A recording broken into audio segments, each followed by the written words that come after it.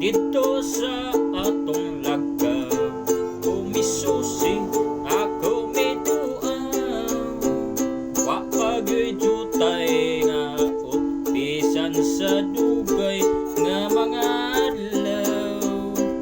Abi kong naguba na unya na tunas og nawalan na nagpabilin sa gihapon ang buhing saksi sa gugmata. Dito matao ang atong gugma nga gibalaan natong duha. Ang lagaw ay handumanan sa gugmang gipanumpata.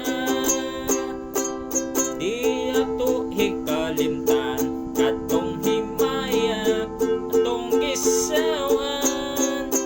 Kay dito atong namugna ang mga lipaing hilabihan.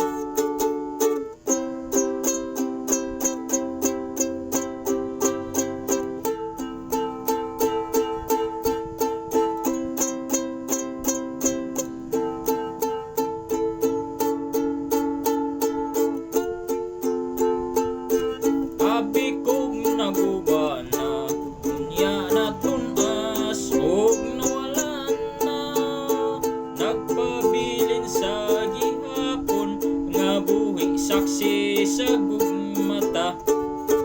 Dito matao ang atong gugma nga gibalaan natong duha.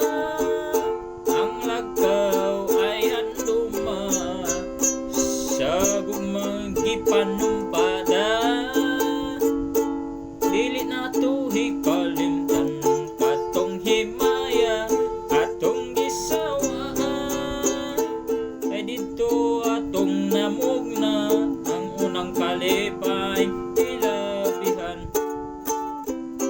Dito na umugna unang kalipay